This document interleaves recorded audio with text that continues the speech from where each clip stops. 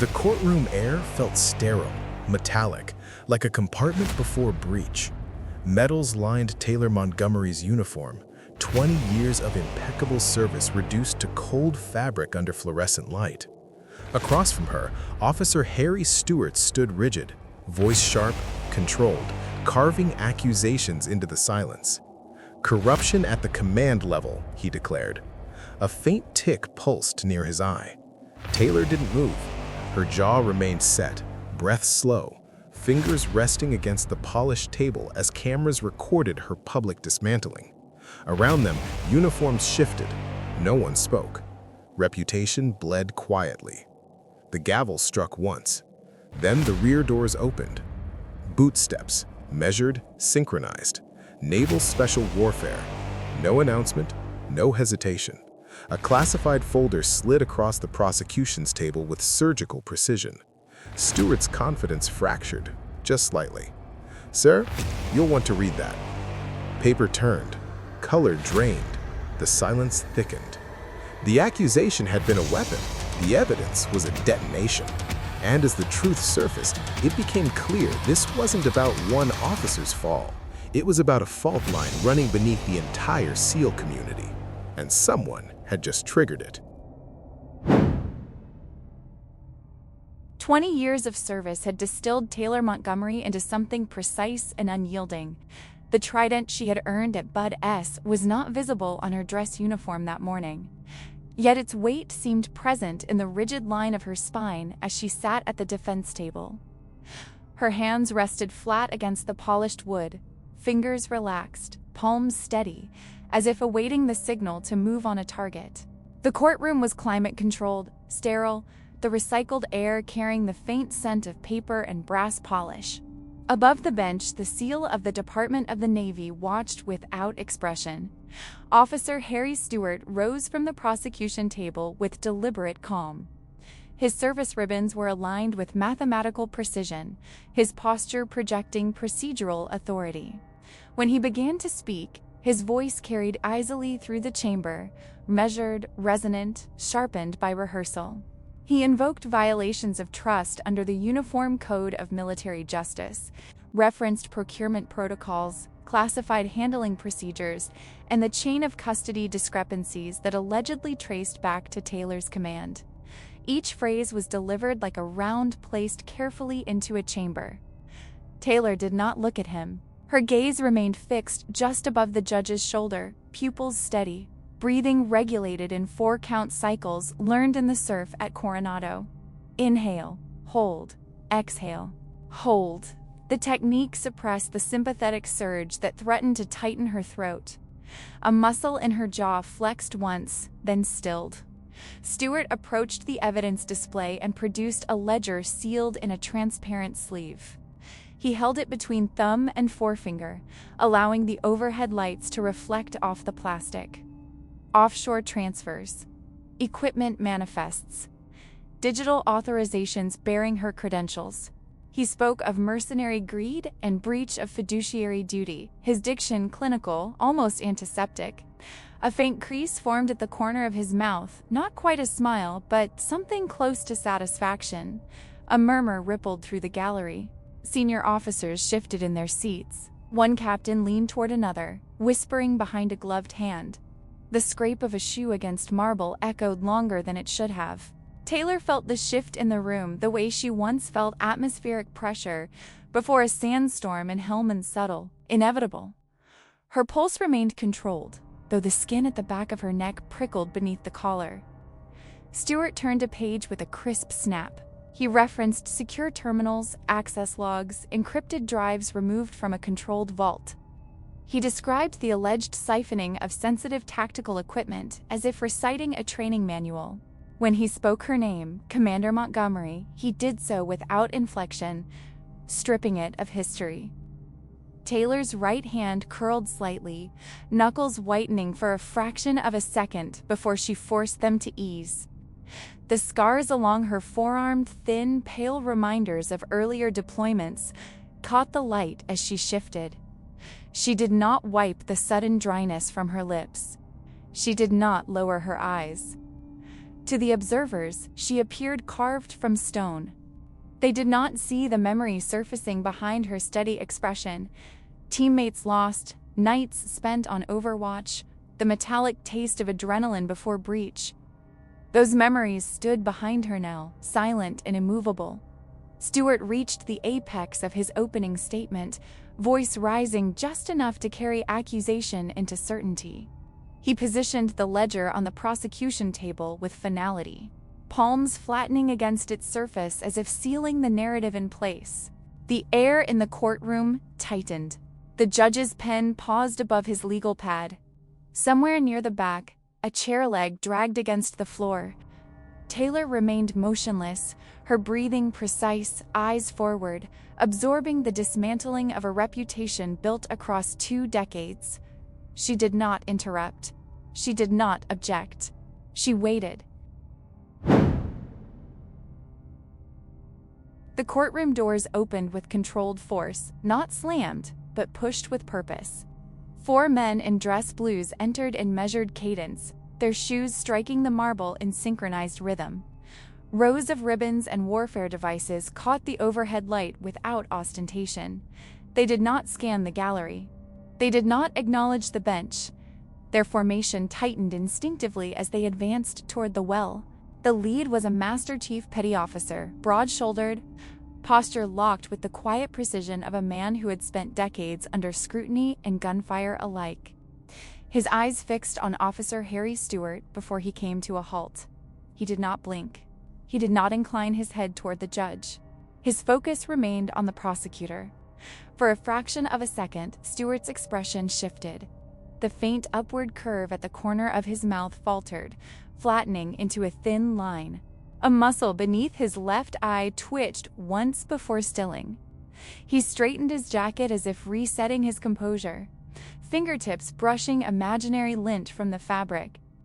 Taylor saw it all. She did not move, but her gaze adjusted by a degree, registering the insignia on their chests, the small gold tridents that marked Naval Special Warfare Operators. Men who understood compartmentalization, black budget tasking orders, and missions that never reached official briefings. Men who had stood in the same surf she once endured. Chained to the Master Chief's wrist was a matte black briefcase, its edges reinforced, a red classified stamp visible beneath a transparent security overlay. The steel chain was not decorative. It was functional, threaded through a hardened bracket bolted to the handle. The case rested against his thigh as he stopped beside the prosecution table. Stewart stepped forward, voice projecting authority sharpened by irritation. He referenced Article 32 procedures, emphasizing due process, pre-trial investigation protocols, the impropriety of unscheduled evidentiary submissions. His cadence accelerated, syllables tightening together. A faint flush crept up his collar. The presiding judge, a Navy captain with silver at his temples, raised one hand. The gesture was minimal, precise. Stewart's words cut off mid-sentence. The judge's eyes shifted to the Master Chief, assessing rank, bearing, the chain securing the case. He gave a single nod. The Master Chief moved without haste. He stepped to the center table and set the briefcase down. The weight produced a solid thud against the polished wood. He removed a key from an inner pocket, inserted it into the dual-lock mechanism, and turned it with deliberate pressure. The metallic clicks were crisp, mechanical, final like a bolt cycling into battery. He did not open the case fully. Instead, he withdrew a single sealed document packet and extended it past Stewart, placing it directly into the judge's waiting hand. The bypass was intentional. Stewart's jaw tightened. His molars pressed together hard enough to sharpen the line of his cheek. The judge broke the seal and began to read. His eyes tracked left to right, slowing halfway down the page. His brow furrowed, a vertical crease forming between his eyebrows.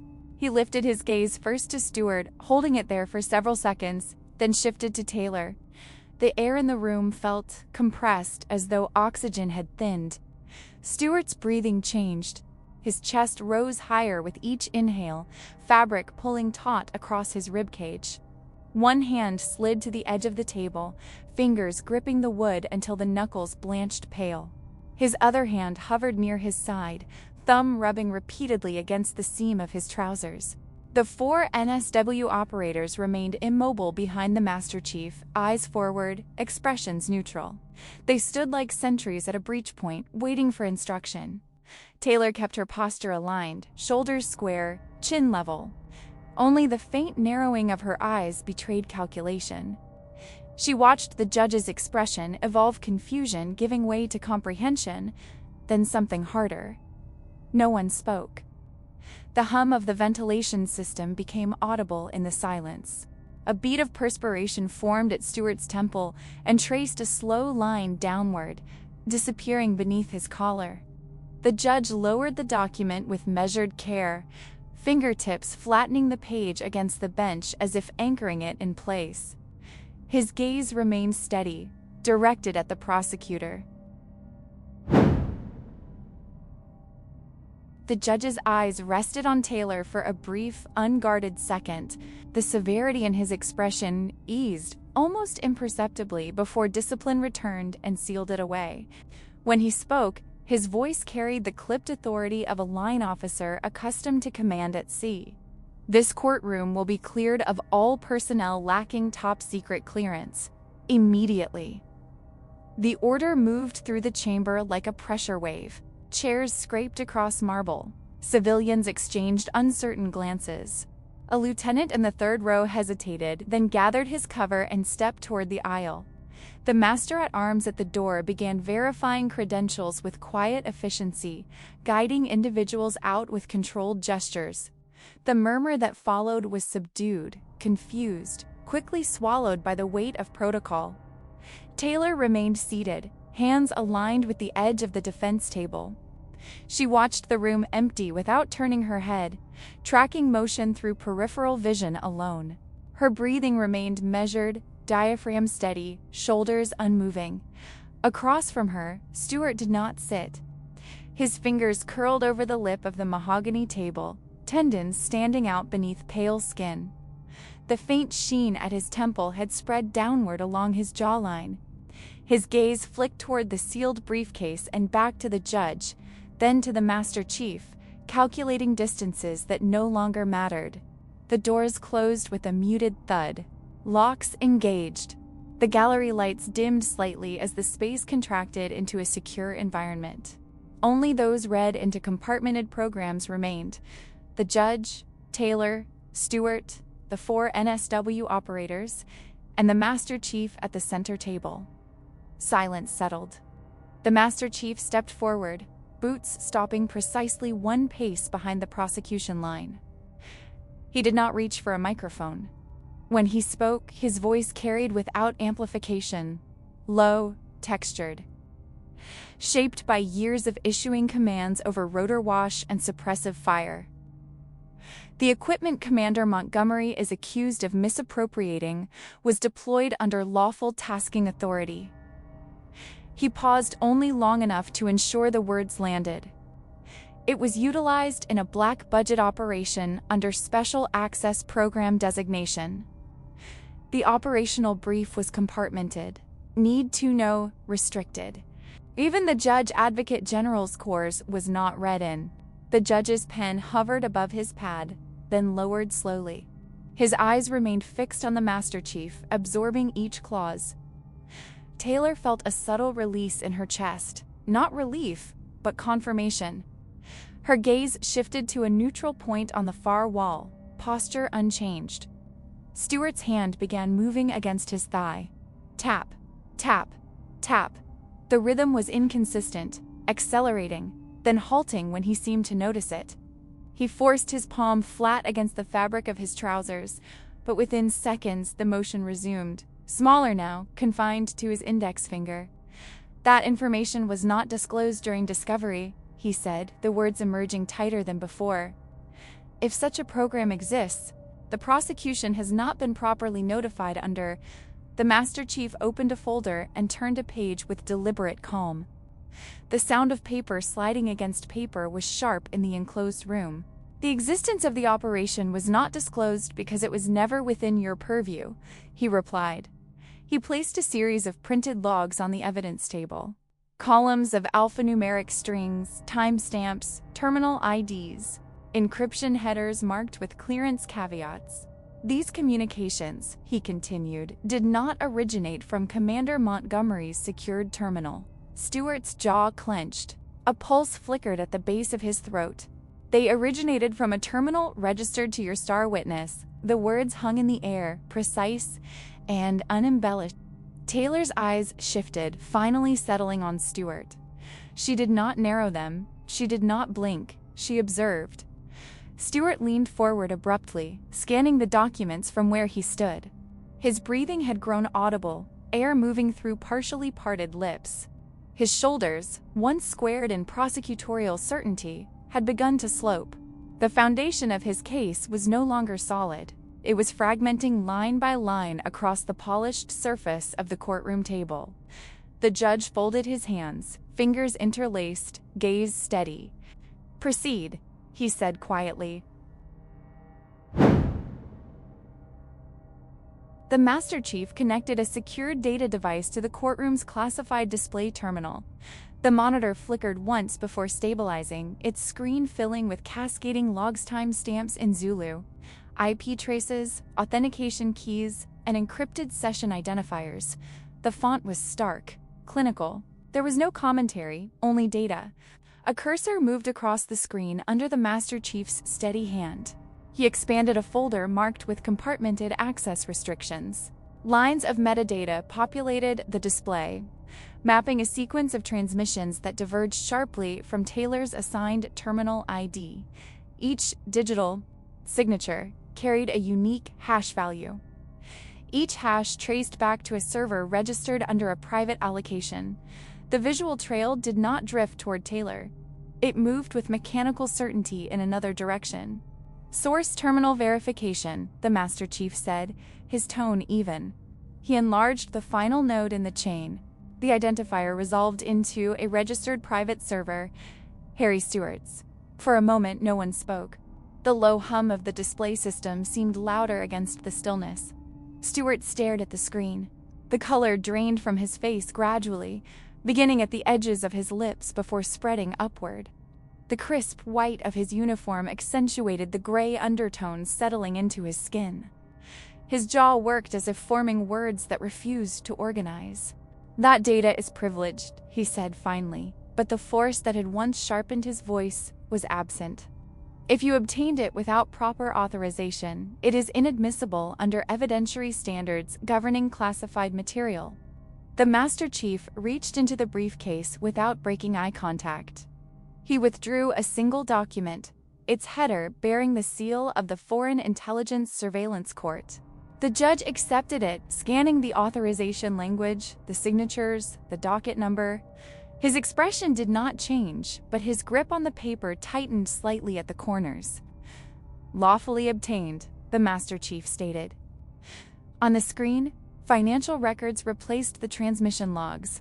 Wire transfers, routing numbers, shell corporations layered through intermediary accounts. The offshore accounts Stewart had introduced earlier were displayed again, this time expanded to show beneficiary designations and corporate affiliations. The beneficiary was not Taylor. The funds terminated in an entity tied to a private military contractor. Documentation showed lobbying disclosures bearing Stewart's name, meeting summaries, contract proposals, digital correspondence discussing strategic modernization and outsourced operational consultation. Stewart's throat moved as he swallowed. A thin bead of perspiration tracked down from his hairline to his collar. His right hand curled inward, thumb pressing into his palm hard enough to blanch the skin. He shifted his weight, the movement abrupt, chair legs scraping lightly behind him. "This is a mischaracterization," he said, the words compressed between clenched teeth. "Professional consultation is not criminal. Strategic advisory services are." The Master Chief advanced the display again.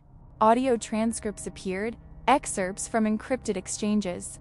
Phrases highlighted in red, gap analysis, breach vectors, entry protocols. The language was not academic, it was operational. Specific references to how SEAL teams exploited vulnerabilities in contemporary security architecture timing windows, surveillance blind spots, biometric bypass contingencies. The courtroom air seemed thinner. Taylor did not turn toward the screen. Her gaze remained fixed on the neutral point behind the judge's shoulder. Only the slight tightening at the corner of her eyes indicated recognition. She understood the terminology. She understood its weight. Stewart had not merely redirected equipment. He had cataloged method, pattern, doctrine. He had converted hard-earned operational knowledge into commodity. To make the diversion credible, he had required authority attached to the breach, a name with gravity, a record without blemish. He had selected Taylor. Stewart's composure fractured in increments. His breathing grew uneven, nostrils flaring with each inhale. The controlled cadence that once governed his speech dissolved into fragmented protest.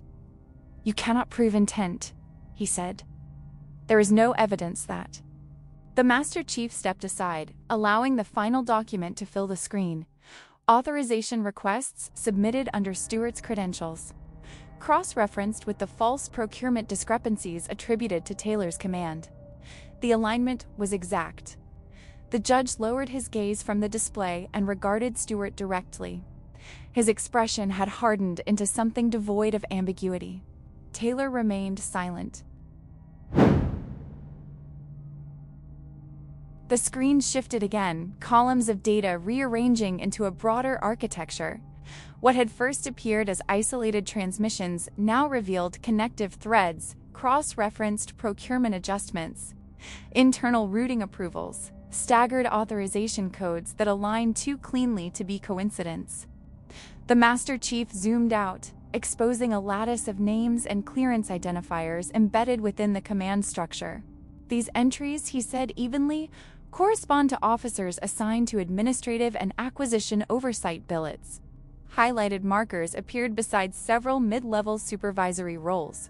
Payment discrepancies were layered against procurement contracts, small percentages siphoned from equipment allocations, consulting fees routed through shell entities, declassified operational summaries packaged and sold under sanitized language. A shadow economy. Stewart's leg moved beneath the table, at first a subtle tremor, then an uncontrolled oscillation that rattled the fabric of his trousers. The vibration transferred faintly into the wood above, a barely perceptible shudder. He forced his heel flat against the floor, but the motion resumed seconds later, quicker, sharper. The 4 NSW operators remained motionless, hands clasped behind their backs. Their expressions did not shift, but their eyes were no longer neutral. They studied Stewart without blinking. The Master Chief advanced to the next file. Internal communications recovered from secured devices, he said.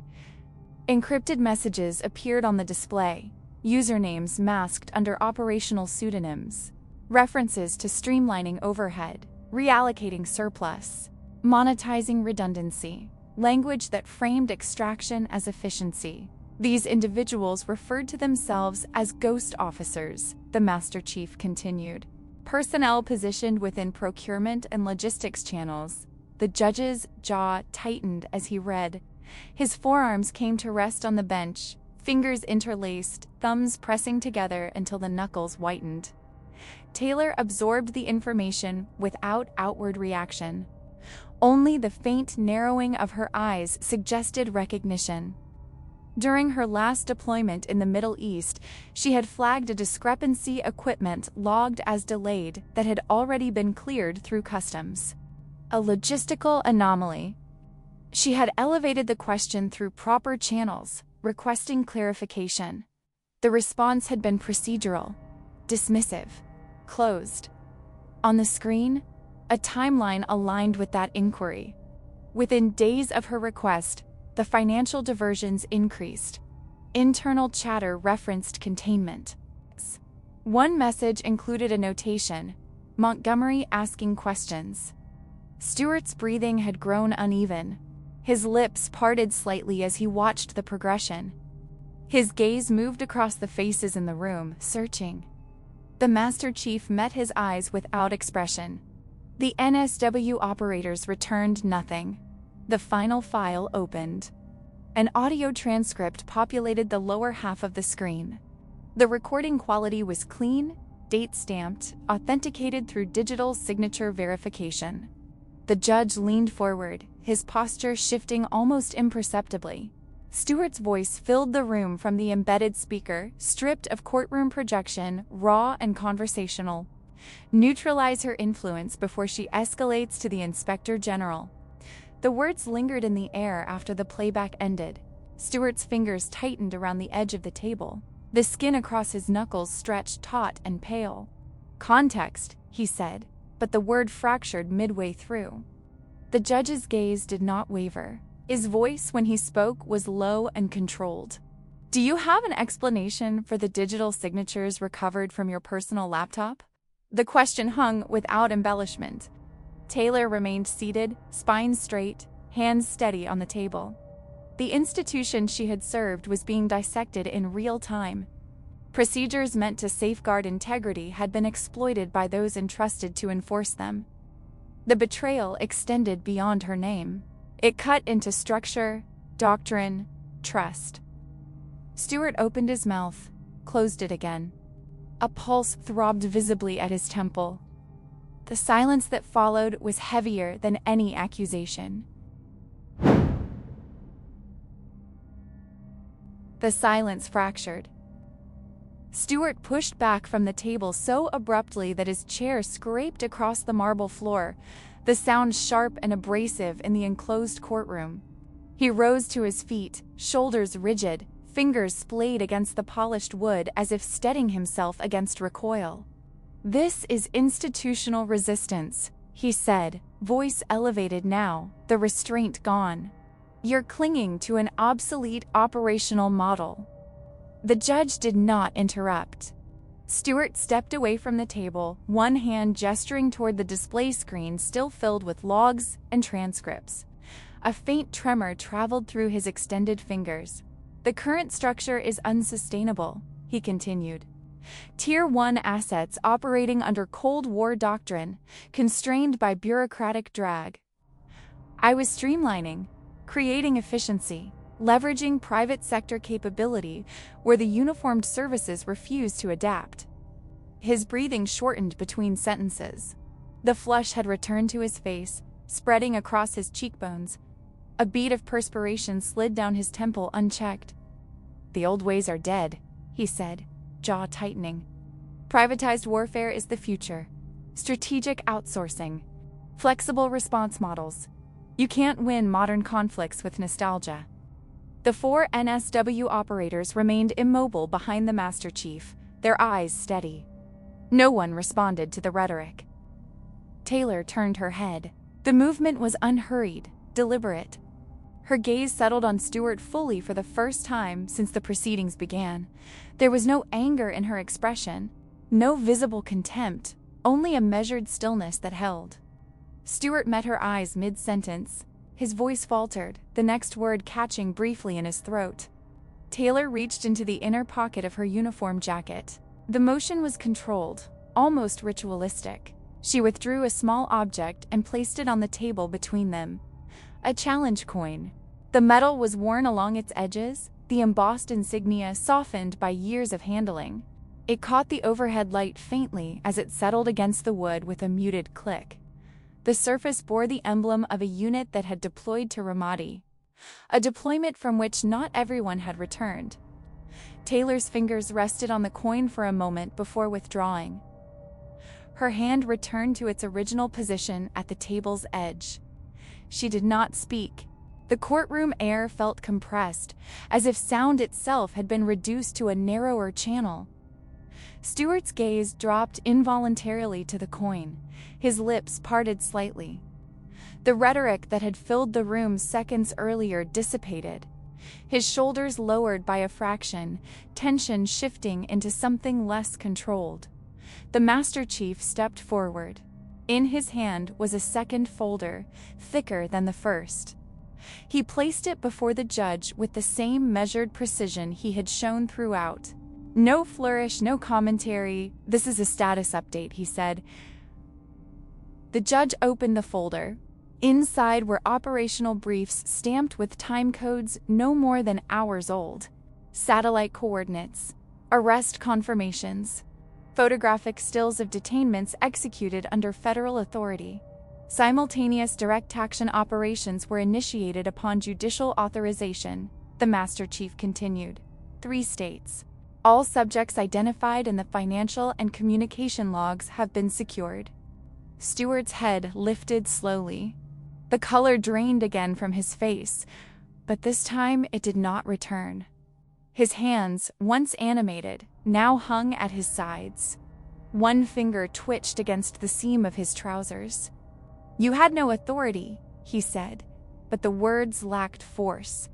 The judge closed the folder with deliberate care. His eyes remained fixed on Stewart. "Authority was obtained," he replied evenly. Taylor's gaze remained steady. The coin lay between them, silent and unyielding. While Stewart had framed narratives and projected certainty inside this courtroom, the machinery of accountability had moved beyond it, quiet, precise, irreversible. The scrape of metal against fabric was faint as the master-at-arms shifted position near the door. Stewart exhaled slowly, the sound barely audible. The judge did not allow Stewart's voice to crest again. A single, restrained motion of his hand cut through the courtroom more cleanly than any shouted objection. His expression did not shift. Only the faint tightening along his jaw betrayed resolve hardened by years on the bench. He inclined his head toward the master-at-arms positioned by the door. The master-at-arms moved without hesitation. 2 sailors stepped in behind Stewart with synchronized precision, their dress uniforms immaculate, their faces set in professional neutrality. Stewart's tirade faltered mid-syllable. His chest continued to rise and fall too quickly, as if his body had not yet received the order to stand down. He half-turned, confusion flickering across his features. A muscle twitched beneath his right eye. "This is procedural overreach," he began, but the words lost cohesion as one sailor secured his right wrist. The metallic click of the cuff, ratchet and closed, echoed sharply in the chamber. The second cuff followed, measured, deliberate, steel meeting steel. No one spoke. Stewart stared at his restrained hands as though they belonged to someone else. His fingers flexed instinctively, testing the hinge. The color drained from his face in increments. The courtroom air felt thinner now, compressed. His shoulders, once squared in defiance, dipped a fraction. For the first time, calculation gave way to comprehension. Across the room, Taylor remained seated. Her posture was erect, boots aligned beneath the chair, hands resting lightly on her thighs. She did not blink when Stewart looked up, searching for an ally, an opening, a fracture in the proceedings. There was none. Her breathing was slow, diaphragmatic, the controlled cadence of someone long trained to regulate adrenaline under fire. Only the faint sheen gathering along her lower eyelids betrayed the internal release. The Master Chief stepped forward, stopping at a precise distance from her position. He did not look at Stewart. His focus remained fixed on Taylor. His cover was perfectly aligned. His ribbons caught the overhead light. He raised his hand in a sharp, exact salute, crisp enough to cut glass. It was not theater. It was acknowledgement. Taylor rose to her feet. The movement was unhurried, grounded. She returned the salute with equal precision, fingers locked, forearm straight, palm angled correctly. Her hand did not tremble. When their salutes dropped in unison, something unspoken settled between them. Recognition of cost, of endurance, of a standard preserved. The judge's voice carried through the silence, formal and definitive. The charges were dismissed with prejudice. The words entered the record, clinical and final. No avenue remained for relitigation. On paper, it was exoneration. In practice, it felt heavier. Institutional damage did not evaporate with a ruling. Trust, once fractured, required time and discipline to restore. Stewart was turned toward the exit. The sailors maintained firm but controlled grips at his elbows. Escort protocol executed without excess force. As he passed Taylor, he slowed. His lips parted, breath catching at the back of his throat. For a moment, anger flashed again, raw, reflexive. It faltered just as quickly. Taylor shifted one step to the side, granting him space as one would grant clearance to hazardous material.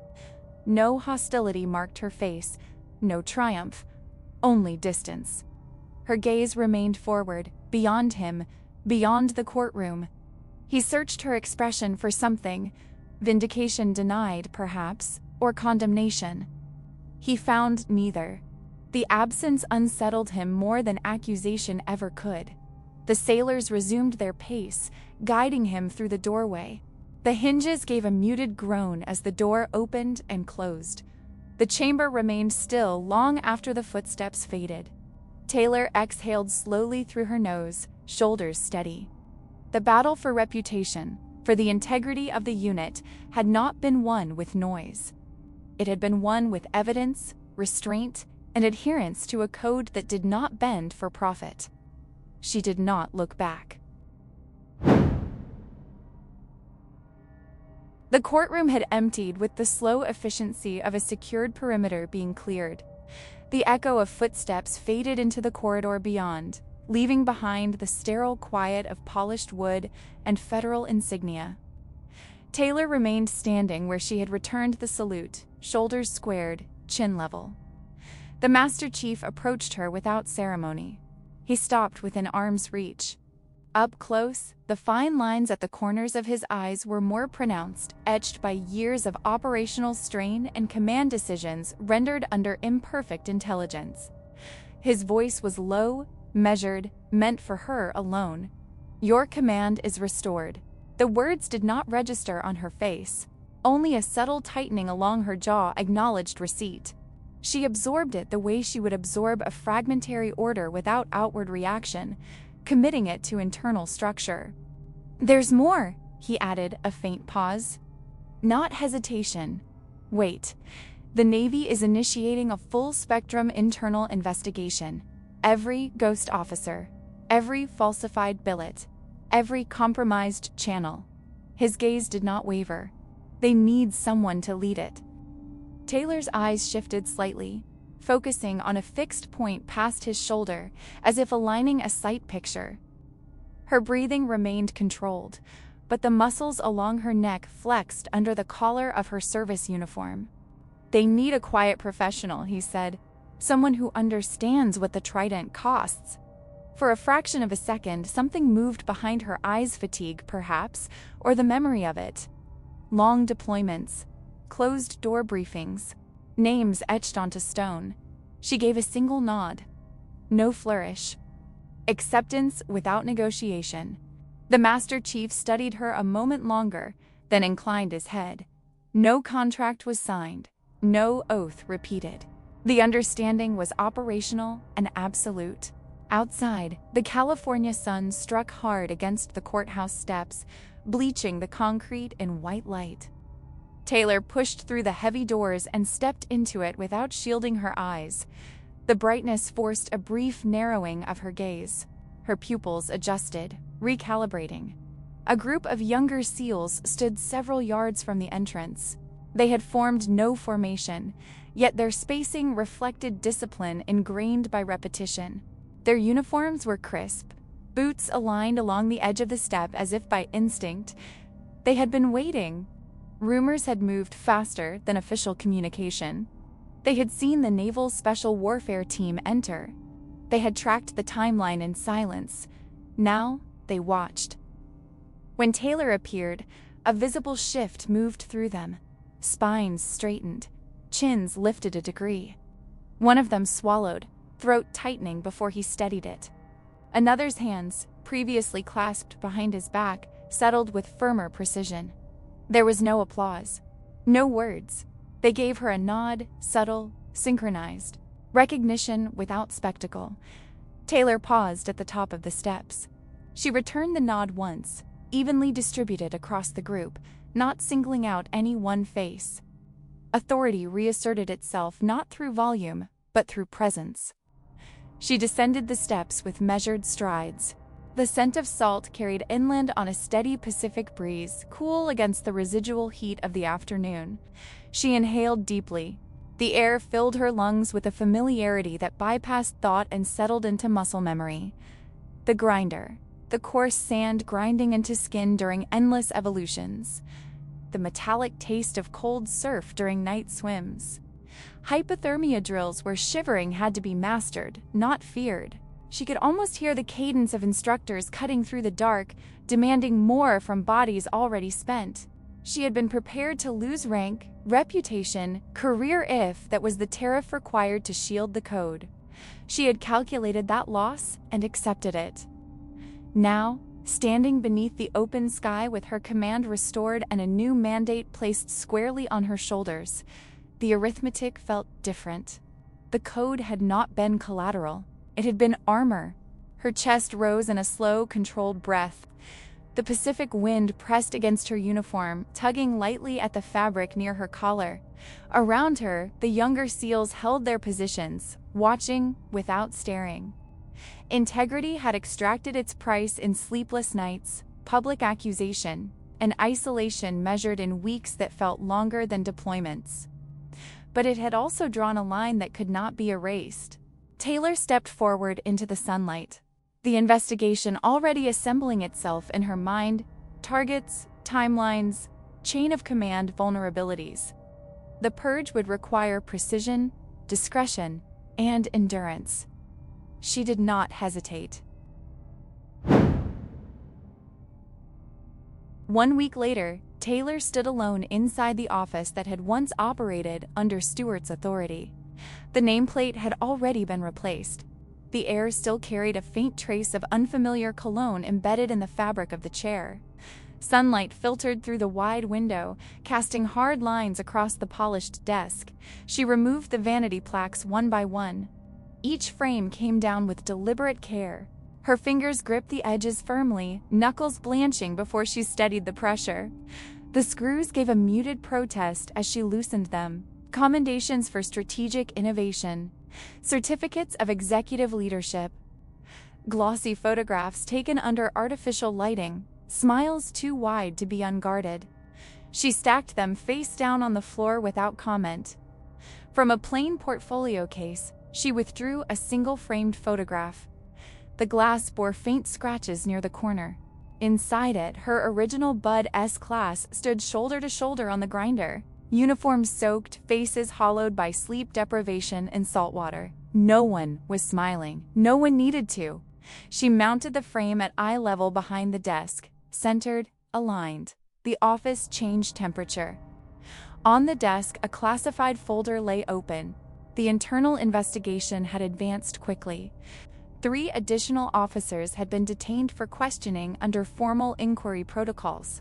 Administrative leave orders had been executed. Access credentials suspended. Digital forensics teams were combing through secure servers, reconstructing correspondence chains, and financial transfers with methodical precision. There was no celebration attached to the progress. No congratulatory messages circulated through official channels. The process resembled surgery more than victory. Incisions made carefully, contaminated tissue identified and excised. Necessary, controlled, painful. Taylor moved behind the desk and rested both palms against its surface. For a moment her shoulders lowered a fraction, the accumulated fatigue settling along her trapezius like invisible weight. She closed the folder, aligning its edges with exact symmetry. Her gaze shifted toward the window. The reflection staring back at her was not the officer who had first walked into Bud S years ago. Fine lines traced outward from the corners of her eyes. A faint crease marked the space between her brows, carved by prolonged concentration and restraint. She studied it without vanity. Her eyes, however, held steady, clear, focused. She had endured kinetic operations in the Hindu Kush thin air. Rotor wash, the metallic scent of cordite hanging over fractured terrain.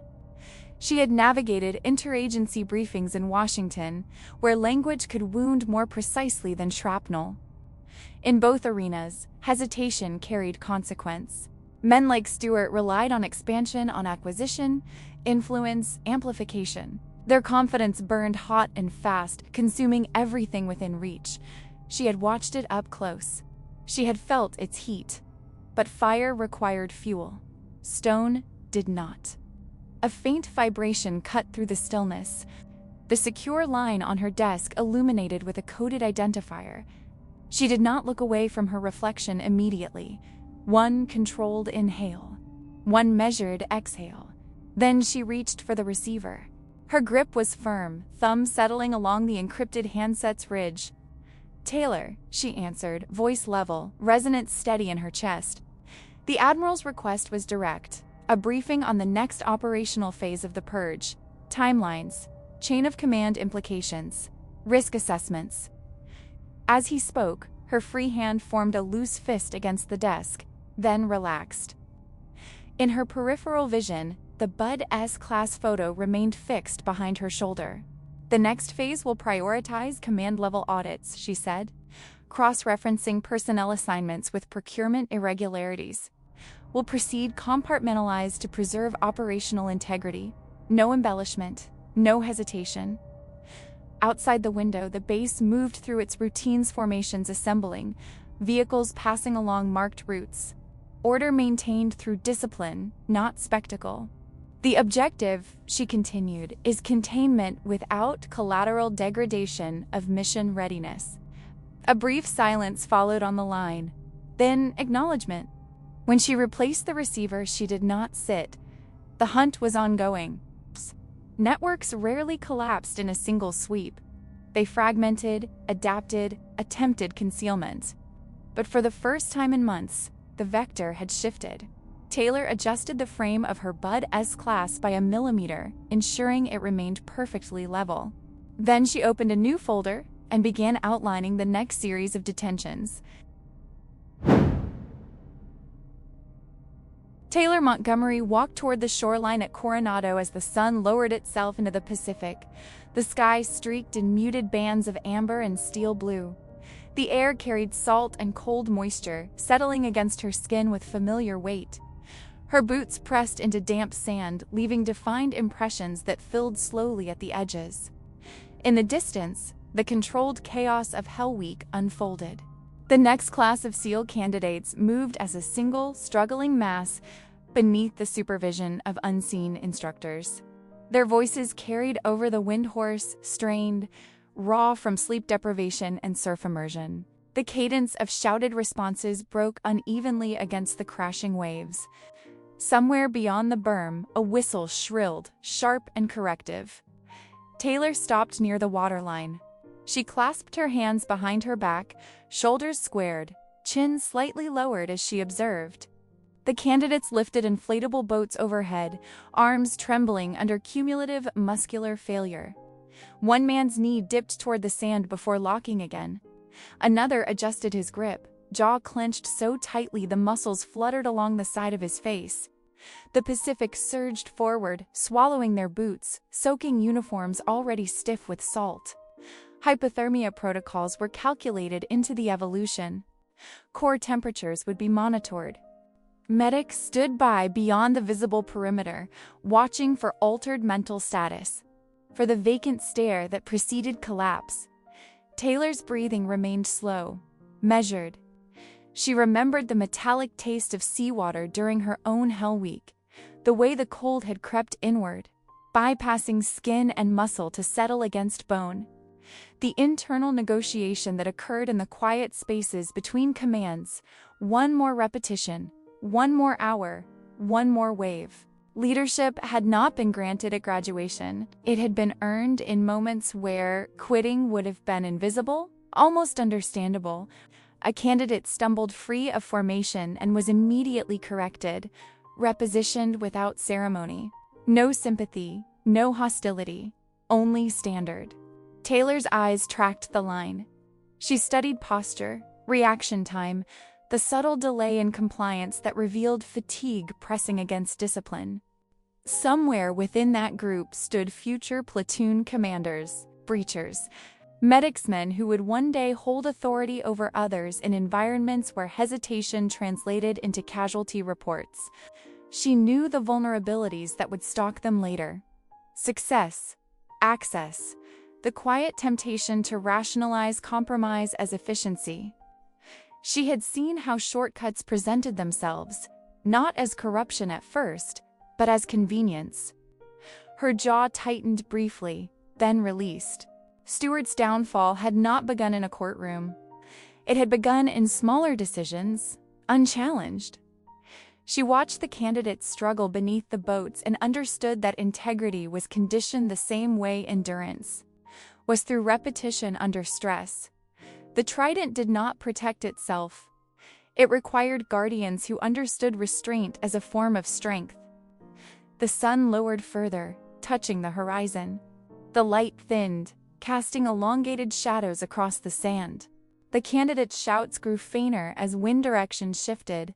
One voice cracked entirely, yet the response continued, ragged but intact. Taylor exhaled slowly. Some of those men would graduate, some would not. Of those who earned the insignia, a few might one day stand at a similar crossroads, where personal gain stood in quiet opposition to institutional honor. She could not control their choices, but she could ensure the standard remained uncompromised. After a final, steady look across the surf, she turned away from the water. Her stride was even, unhurried. The compound lights had begun to glow against the encroaching dusk, illuminating perimeter fencing and silent structures beyond. The wind moved across the shoreline, erasing the sharp edges of her footprints. Water advanced, reclaiming the impressions entirely. By the time she reached the shadows of the base, the sand behind her bore no trace of passage. The title, Quiet Professional, no longer rested on paperwork or commendation lines. It existed in conduct, in decisions made without witness, in the refusal to yield ground where it mattered. She disappeared beyond the gate, pace unchanged. If this story resonated with you, if discipline, honor, and quiet strength still means something, consider subscribing to the channel. More stories grounded in integrity, sacrifice, and the reality behind the uniform are coming. Stand by for the next mission.